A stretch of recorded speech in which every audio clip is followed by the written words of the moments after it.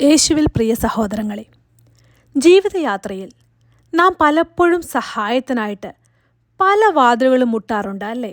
സുഹൃത്തുക്കളെയോ ബന്ധുക്കളെയോ പണത്തെയോ ഒക്കെ നാം ആശ്രയിച്ചാണ് ജീവിക്കുന്നത്.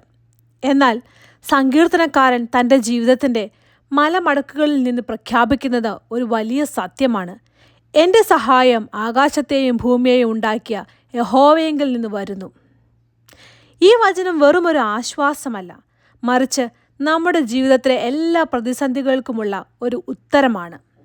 അത് ഇവിടെ സങ്കീർത്തനക്കാരൻ പറയുകയാണ്, നമ്മെ സഹായിക്കുന്നവൻ വെറുമൊരു മനുഷ്യനല്ല, മറിച്ച് ആകാശത്തെയും ഭൂമിയെയും നിർമ്മിച്ച സർവശക്തനായ ദൈവമാണ് എന്ന്.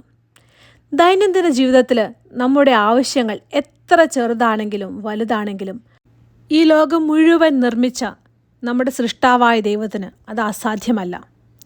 നാം ജോലിയില്ലാതെ വിഷമിക്കുമ്പോഴോ സാമ്പത്തിക പ്രതിസന്ധിയിൽ അകപ്പെടുമ്പോഴോ ഈ വചനം ഓർത്തുക. സങ്കീർത്തനങ്ങൾ 124:8 നമ്മുടെ സഹായം ആകാശത്തെയും ഭൂമിയെ ഉണ്ടാക്കിയ യഹോവയുടെ നാമത്തിൽ ഇരിക്കുന്നുവെന്ന്. ഇസ്രായേൽ മക്കൾ ചെങ്കടലിന് മുന്നിൽ പെട്ടുപോയപ്പോൾ, മനുഷ്യസാധ്യമായ എല്ലാ വഴികളും അടഞ്ഞപ്പോൾ സൃഷ്ടാവായ ദൈവം കടലിൽ വഴിയൊരുക്കി. നമ്മുടെ ജീവിതത്തിലെ അടഞ്ഞ വാതിലുകൾക്ക് മുന്നിൽ ദൈവം വഴി തുറക്കും. ദൈവം നൽകുന്ന സഹായം കേവലം അതിജീവനം മാത്രമല്ല, അത് സമൃദ്ധിയിലേക്കുള്ള വഴി കൂടിയാണ്. ദൈവം തൻ്റെ മക്കളെ അനുഗ്രഹിക്കാൻ ആഗ്രഹിക്കുന്നു.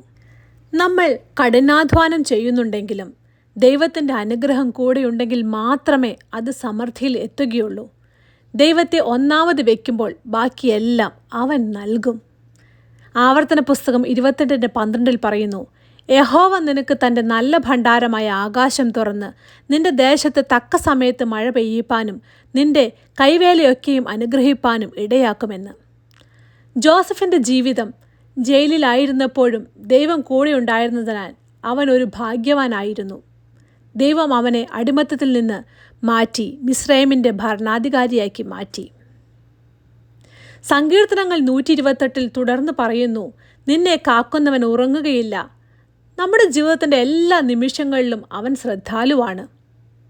ഉറക്കമില്ലാത്ത രാത്രികളിൽ വ്യാകുലതകളിൽ നമ്മെ പിടികൂടുമ്പോൾ ഈ സത്യം നമുക്ക് ധൈര്യം നൽകുന്നു.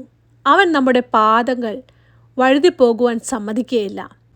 അതെ, ഫിലിപ്പിയർ 4:19 പറയുന്നു, എൻ്റെ ദൈവമോ നിങ്ങളുടെ ബുദ്ധിമുട്ടുകളൊക്കെയും തൻ്റെ മഹത്വത്തിനൊത്തവണ്ണം ക്രിസ്തുവേശുവിൽ പൂർണ്ണമായി തീർത്തു തരുമെന്ന്. അതാണ് നമുക്കുള്ള വാഗ്ദത്തം. കർത്താവിൽ പ്രിയരെ, സഹായത്തിനായി മനുഷ്യരിലേക്ക് നോക്കുന്നതിന് പകരം ആകാശത്തെയും ഭൂമിയെയും ഉണ്ടാക്കിയ ദൈവത്തിലേക്ക് നോക്കുക.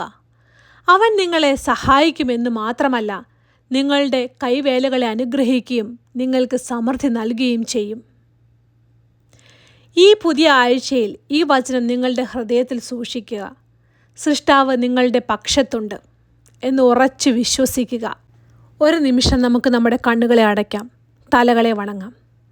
സ്വർഗസ്ഥനായ ഞങ്ങളുടെ പിതാവേ, അങ്ങയുടെ വചനത്തിനായി നന്ദി. എൻ്റെ സഹായം അങ്ങിൽ നിന്ന് വരുന്നു എന്ന് ഞാൻ വിശ്വസിക്കുന്നു.